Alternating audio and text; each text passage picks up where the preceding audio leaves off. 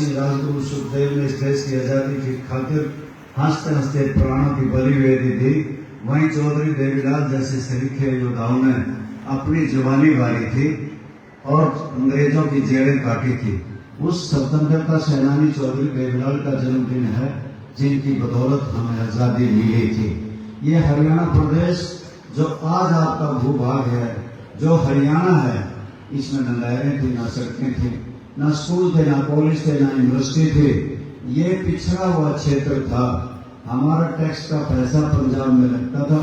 चौधरी देवीलाल ने लड़ाई लड़ी और 1 नवंबर 1966 को हरियाणा प्रदेश एक नया प्रदेश बना। वो हरियाणा के बनाने वाले चौधरी देवीलाल का जन्मदिन है, जिसके लिए आप सबको निमंत्रण देने आए हैं। 1977 में हरियाणा प्रदेश के मुख्यमंत्री बने तो किसान का, मजदूर का, व्यापारी का, कर्मचारी का कर्जा समाप्त कर दिया गया था। आप सबको पता है कि किस प्रकार से उन्होंने साइकिल का, रेडियो का, टेलीविजन का, तंबाकू का टैक्स तोड़ दिया था। बुढ़ापा पेंशन कर दी गई थी, साइकिल का मालिया माफ किया था, पक्के खालों के खर्चे माफ हुए थे, गरीब की बेटी की शादी में कन्यादान की स्कीम शुरू हुई थी, गरीब जच्चा बच्चा मां की रखवाली के लिए 500 रुपये पहली बार बांधे गए थे। काम के बदले अनाज की योजना शुरू की गई थी। आप सबको इसका बात का पता होगा। ड्रेन बनाई गई थी, रिंग बांध बनाए गए थे, अनेकों जन कल्याणकारी, जनहित में योजनाएं चलाई थी, जिनकी अमिट छाप आज भी हर हरियाणवी के दिल पे है। और उस चौधरी देवीलाल का जन्मदिन है, जिसने अनेकों लोगों को सुख सुविधा देने का काम किया था। साथ ही 1987 में कांग्रेस पार्टी को धराशायी करके हरियाणा प्रदेश के जब मुख्यमंत्री बने तो देश में घूम घूम करके जनता दल बनाया, और जनता दल और कांग्रेस का आपस में इलेक्शन हुआ, और देश भर में इलेक्शन जब हो रहा था तो कांग्रेस पार्टी हार गई, जनता दल जीत गई। जीते हुए लोकसभा के सदस्यों ने चौधरी देवीलाल को इस देश के प्रधानमंत्री का ताज पहनाया और प्रधानमंत्री की कुर्सी पर बिठाया, परंतु चौधरी देवीलाल ने अपने सर का ताज उतार के विशलदास प्रताप सिंह के सर पर रख दिया। ऐसे त्यागी महापुरुष का जन्मदिन है, जिसके लिए सबको नमन, सबको निमंत्रण और सबको बुलाने आए। साथियों, मेरे से पहले जिन साथियों ने अपने वक्तव्य दिए हैं, भारतीय जनता पार्टी के राज की चर्चा करी।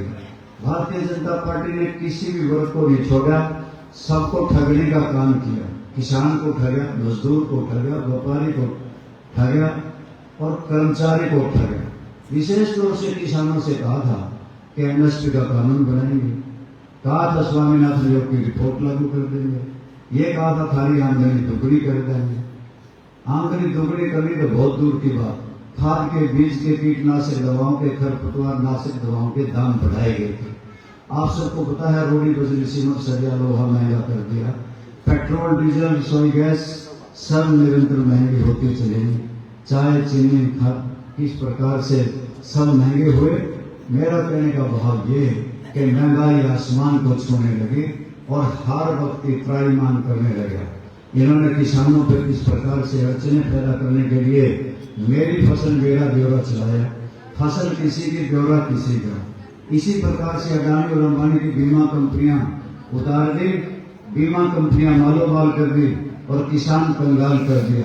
और रही सही कसर, 3 काले कानून हम पे थोपे थे और 3 काले कानूनों के खिलाफ किसानों ने लड़ाई लड़ी, दिल्ली के चारों तरफ बैठे रहे, 380 दिन तक धरना दिया, प्रदर्शन किया और 750 किसानों की जानें चली गई। इस देश में कोई भी विधायक, कोई भी एमएलए नहीं आया उनकी मदद करने के लिए।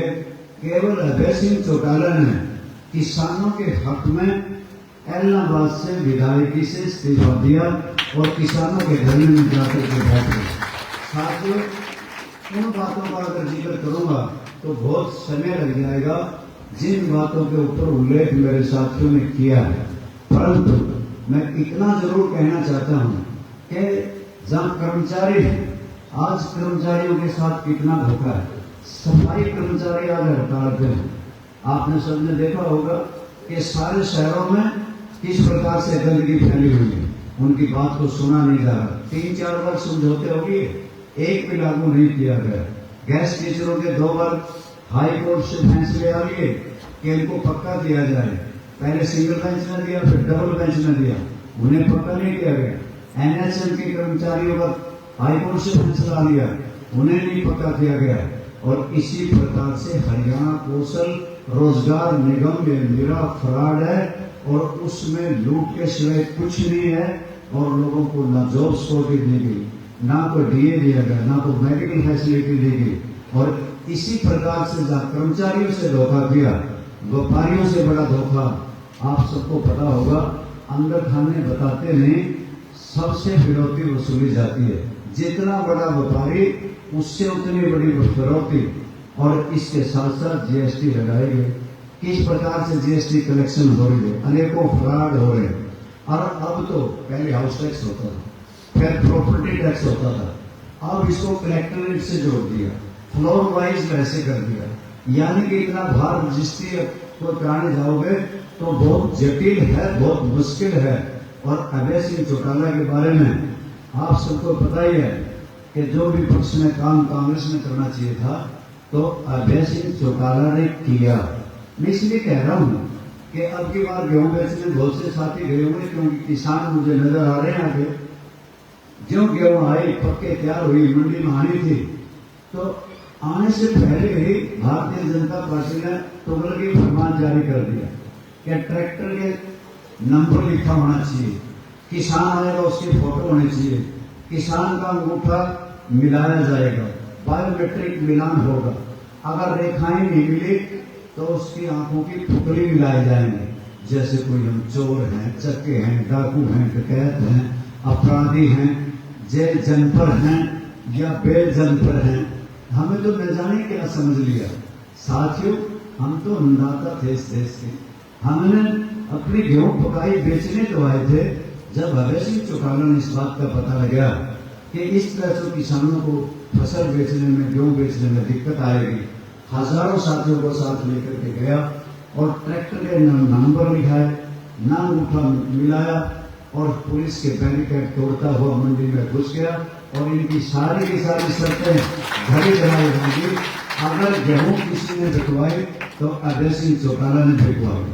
और साथियों, में इसके साथ साथ आपको याद कराना चाहता हूं कि 5,000 करोड़ रुपये का बिजली के बिल बढ़ाए जा रहे। जब पता लगा कि सरकार तो 5,000 करोड़ रुपये हम पे और थोपना चाहती है, हजारों साथियों के साथ जाकर के शक्ति भवन सबसे बड़ा दफ्तर है पंचकूला में बिजली महकमे का, वहां पे प्रदर्शन किया, धरना दिया और वहां पे डट के बैठ गए। और सरकार ने 5,000 करोड़ रुपए के बिजली बिलों की बढ़ोतरी वापिस लेनी पड़ी।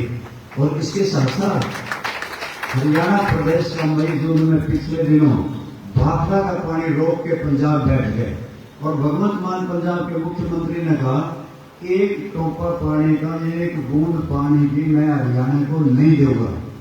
फिर अभय सिंह ने कहा कि मटका प्रदर्शन करेंगे। आपके यहाँ भी मटका प्रदर्शन हुआ था, मैं खुद भी आया था। और फिर मटका प्रदर्शन करके सरकार को चेताएंगे, या तो पानी छोड़ दे, नहीं तो पंजाब की सीमाओं को सील कर दूंगा, पंजाब की किसी भी गाड़ी को दिल्ली नहीं आने जाने दूंगा, रास्ते जाम कर दूंगा। तो पंजाब की सरकार झुकी थी और झुक करके हरियाणा के भाखड़ा के गेट के पानी खोल दिए गए थे और हरियाणा का पानी दिलवाने का काम अभय सिंह चौटाला ने किया। साथियों, एक किसान को बड़ी कंपनी के मालिक ने जिंदा पानीपत में जला दिया, उसकी जमीन हड़पना चाहती थी और उस कंपनी के खिलाफ कोई बोलने वाला नहीं था। इन कांग्रेसियों को सांप सूंघ गया था। हजारों साथियों को साथ लेकर के डीसी का घेराव हुआ, तब जाकर के उस पीड़ित किसान को न्याय मिला। हरियाणा एग्रीकल्चर यूनिवर्सिटी के छात्रों पर लाठीचार्ज हुआ और जिस प्रकार से लाठीचार्ज हुआ तो उसके बारे में भी कोई नहीं बोला। केवल अभय सिंह चौटाला ने आवाज बुलंद करी, तब जाके उन छात्रों को न्याय मिला। हरियाणा पब्लिक सर्विस कमीशन जो बड़ी नौकरी लगाता है, जिनके मेंबर रणबीर हुड्डा जी भी रहे, आप सबको बताना चाहता हूँ, वो बड़ी बड़ी नौकरी लगाता है। पिछले दिनों एसोसिएट प्रोफेसर, रिसर्च प्रोफेसर के उन्होंने नियुक्ति की थी। जब रिपोर्ट आई कि हरियाणा वालों के तो नंबर ही नहीं लगाए जा रहे, किस प्रकार से इंटरव्यू में बाहर वालों के, गुजरात वालों के, किस प्रकार से बाहर के, राजस्थान के और दिल्ली के, उनके नंबर ज्यादा और हमारे कम, जिसकी वजह से हमारे बच्चे नौकरी से वंचित किए जा रहे थे। उनकी आवाज बुलंद करने के लिए हरियाणा पब्लिक सर्विस कमीशन के दफ्तर का घेराव पंचकूला में हुआ और अभय सिंह चौटाला ने नेतृत्व किया और हरियाणियों की आवाज बुलंद करने का काम अगर किसी ने किया तो अभय सिंह चौटाला ने किया। आप सबको पता है कि जब नीट का पेपर आउट होता है 50 करोड़ रुपये में बिकता है, किस प्रकार से जंतर मंतर पर लाखों बेरोजगार नौजवान इकट्ठे हुए थे और संसद मार्च हुआ, लाठी चली, गोली चली, आंसू गैस के गोले छुए थे। अभय सिंह चौटाला ने कहा कि जिला हेडक्वार्टर पे तो तुम प्रदर्शन करो और मैं जंतर मंत्र चला। जंतर मंत्र पे जाकर के ऐलान कर दिया कि मैं इन बेरोजगार नौजवानों के साथ हूं। जब तक धर्मेंद्र प्रधान केंद्रीय शिक्षा मंत्री का इस्तीफा नहीं होता तब तक हम पीछे नहीं हटेंगे। अगले दिन ही भारत सरकार झुकी थी और धर्मेंद्र प्रधान शिक्षा मंत्री का इस्तीफा हो गया था।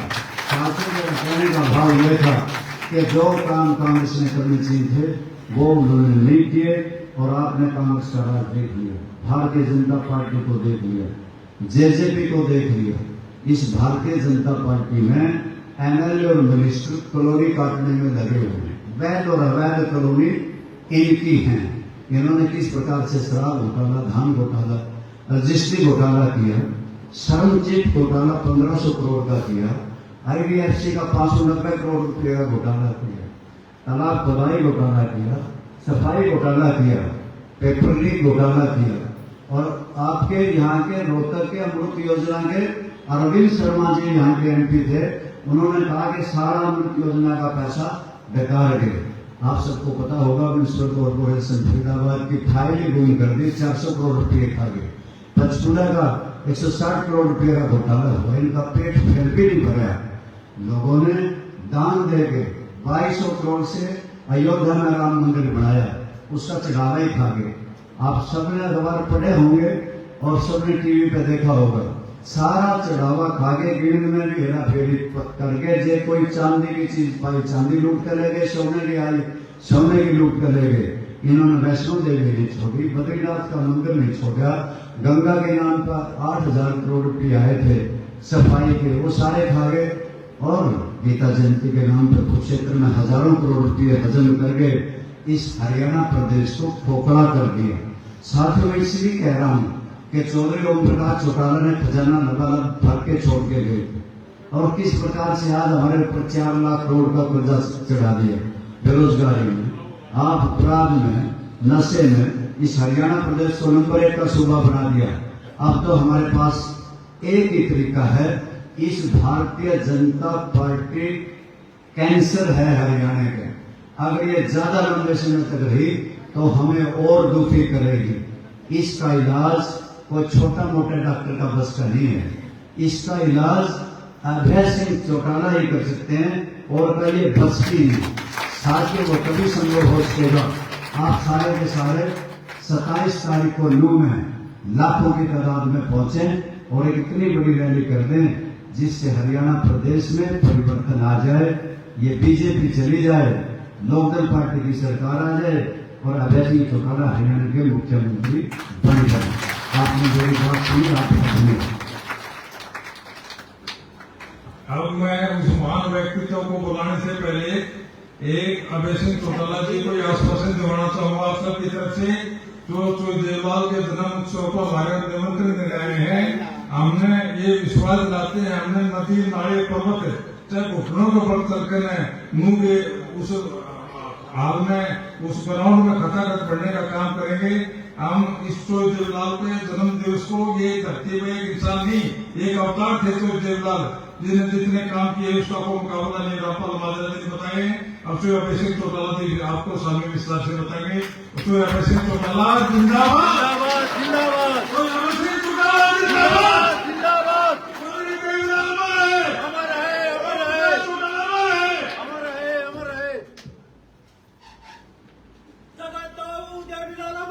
इंडियन नेशनल लोकदल पार्टी जिंदाबाद। जिंदाबाद जिंदाबाद।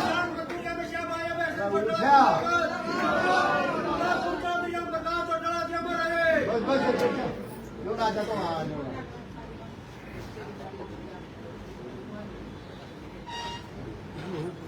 बीच में बुला दिया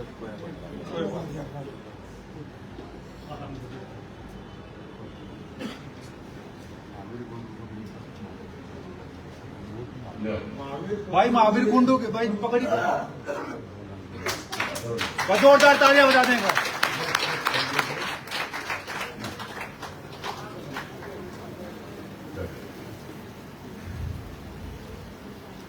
बहुत ही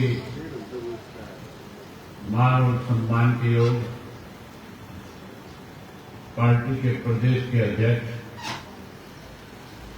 पूर्व मेरे मंत्री चौधरी रामपाल माजरा जी, पार्टी के वरिष्ठ नेता चौधरी इंदर सिंह ढोल जी, प्रदेश कार्यकारिणी के सदस्य डॉक्टर रणवीर हुड्डा जी, जिला के अध्यक्ष नफे सिंह लाड़ी जी, आज आप सबको आमंत्रित करके इस तलोई विधानसभा क्षेत्र की मीटिंग रोहतक विधानसभा क्षेत्र की इस मीटिंग में आप सबको निमंत्रण दे करके बुलाने वाले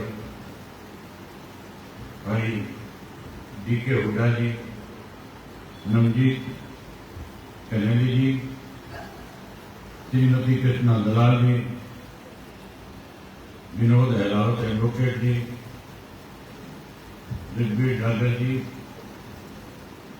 महिला की अध्यक्ष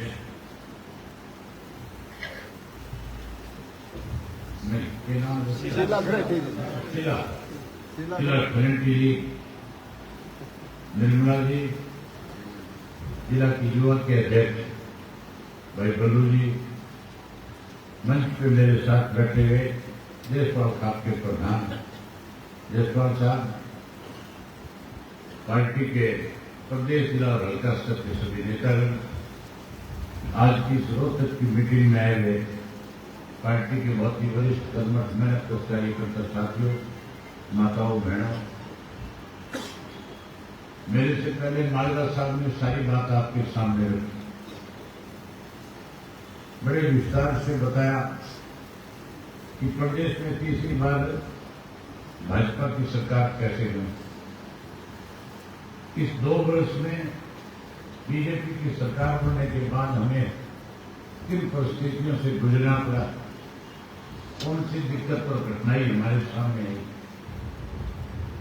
ये सारी बात आपको बताई। वहीं आप सबको 27 तारीख को चौधरी देवीलाल जी के जन्म दिवस के लिए आपको निमंत्रण दिया।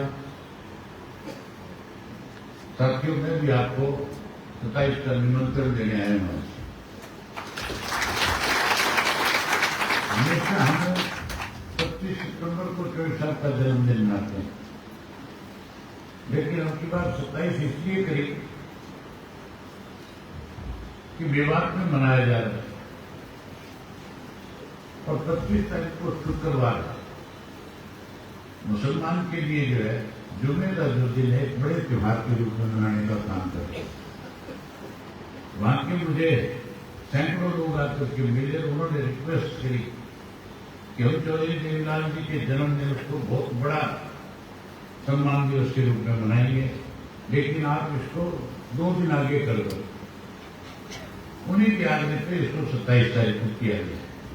तो मैं उम्मीद करूंगा कि 25 तारीख को चौधरी देवीलाल जी की प्रतिमा पे यहां जाकर के आप माल्यार्पण करोगे और 27 तारीख को बड़ी संख्या में मेवात में भी होंगे। आप तो मेवात के बिल्कुल नजदीक हो और रोहतक का चौधरी देवीलाल का एक बहुत बड़ा आपसे लगाव रहा है। आप लोगों ने चौधरी देवीलाल को राजनीतिक बहुत बड़ी ताकत प्रदान करने का काम किया। हमेशा चौधरी देवीलाल के कहने पे आपने इस देश और प्रदेश में बड़े बड़े बदलाव करने का भी काम किया। इसलिए आपसे ज्यादा उम्मीद करूंगा कि यहाँ से ज्यादा बड़ी संख्या में आओ बड़ी संख्या में। साथियों, इस सरकार बनने के बाद महंगाई बढ़ी है, इस सरकार बनने के बाद बेरोजगारी बढ़ी, बीजेपी की सरकार बनने के बाद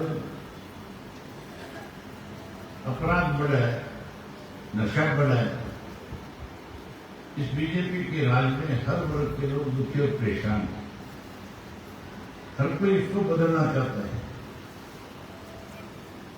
आपने तो फैसला कर दिया था 2019 में इसको बदलने। जब 2014 में सरकार बनी थी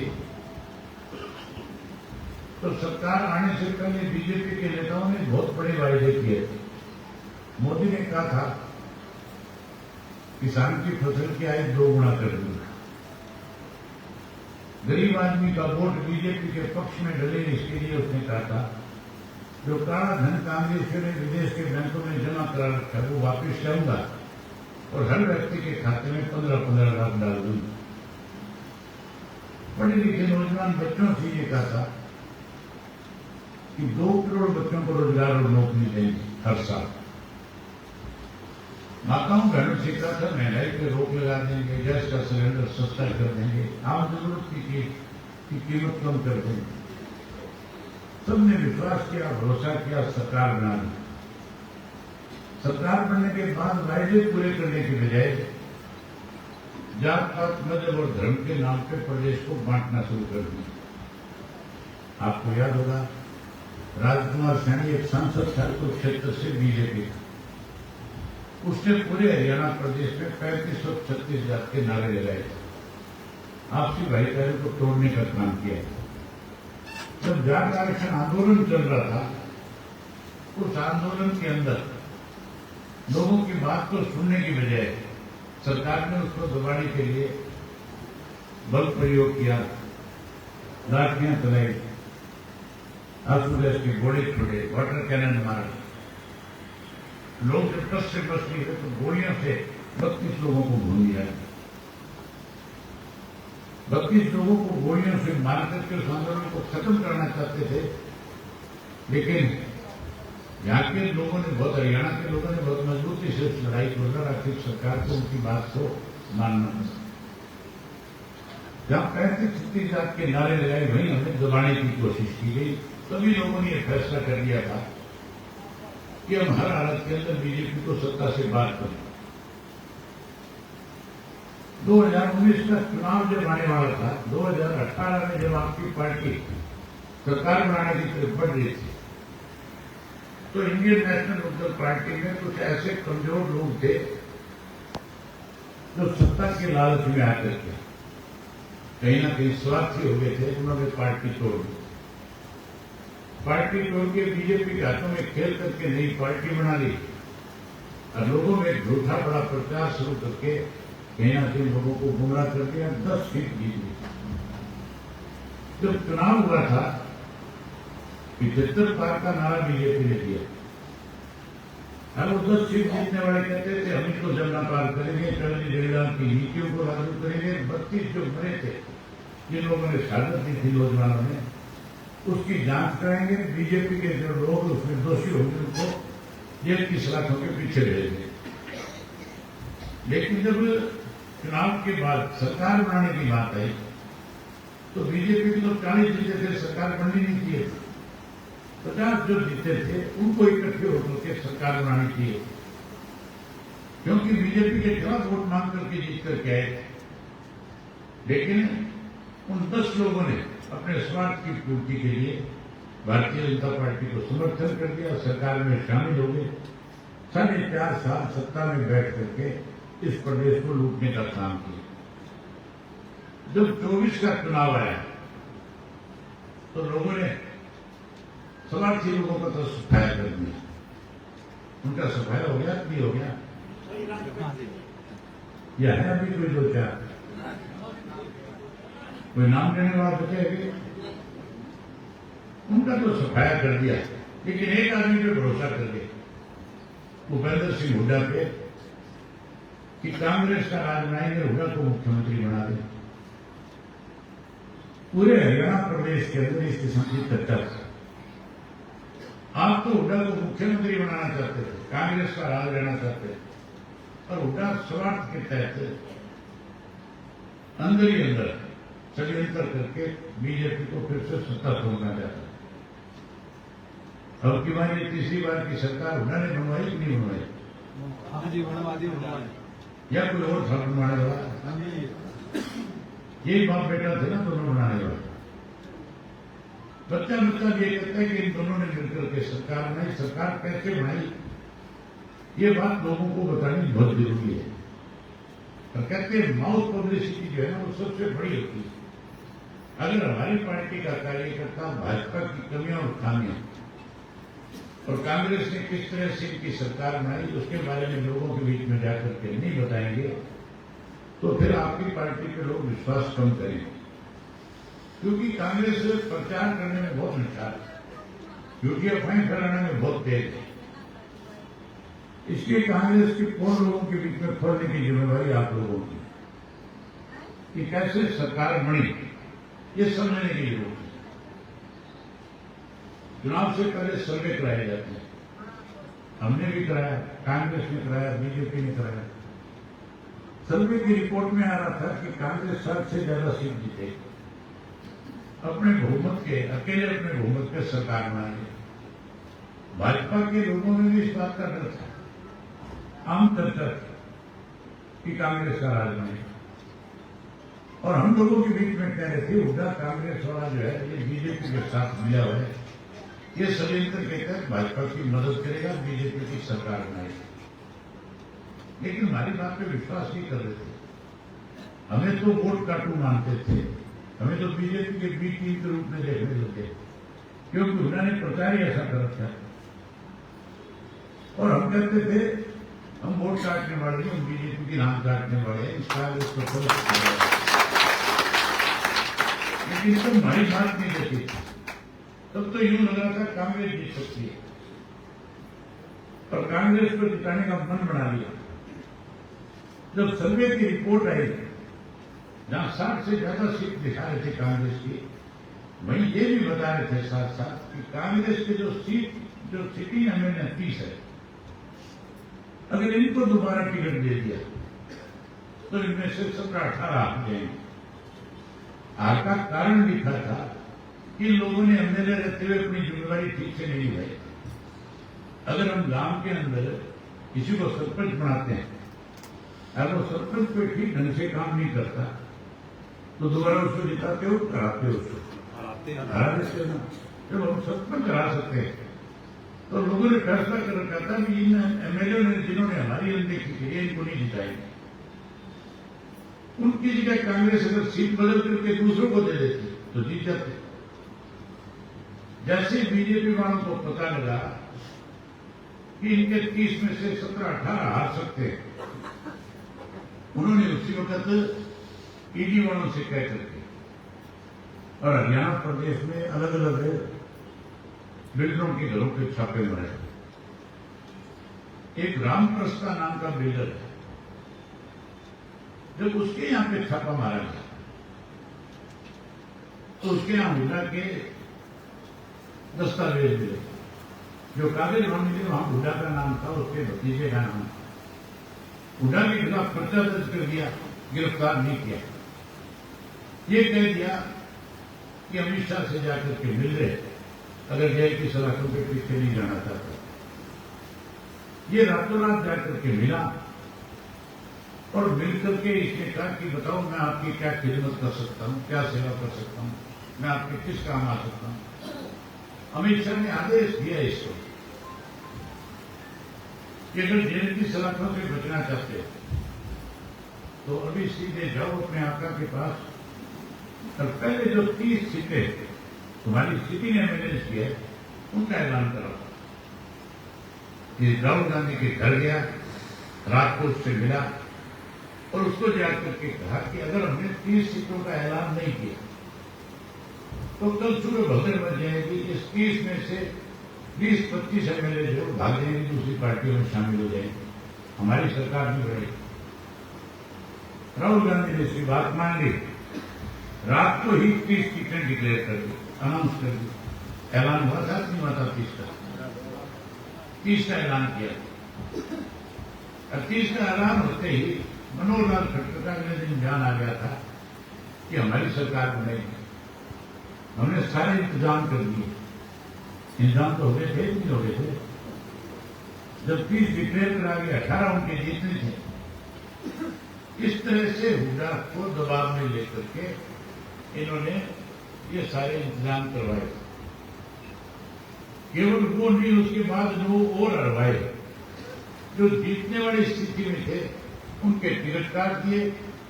आखिरी टाइम के ऊपर ऐसे लोगों को टिकट दे दिए जिनको बीजेपी ने इशारा किया कि इनको टिकट दे दे, कमजोर लोग। नो फेयर आए।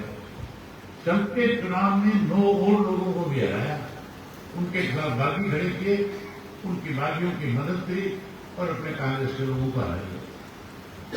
इस तरह से मदद करके तीसरी बार बीजेपी की सरकार में। और मुझे कहता है कि मैं नोटिस दूंगा, अभय सिंह मेरे ऊपर गलत आरोप लगा। ये मेरे वाले आरोप गलत है, ठीक है, सारा हरियाणा कहता है ठीक है, नहीं मेरे बात। इसीलिए मैंने फिर इसको, जब मैम की मीटिंग थी उसमें क्या आया था, मैं परसों मैं मेरा तेरा नोटिस आएगा कोर्ट में तो मुझे कब देखेगा, नहीं देखेगा। मैं 3-4 दिन लोग तक नहीं आस पास हुई, मुझे यही आके देख लेते।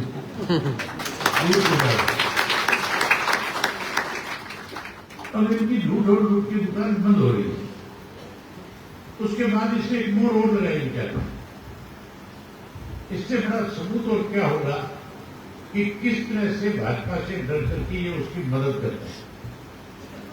अब राज्यसभा का चुनाव हुआ है थोड़े दिन पहले।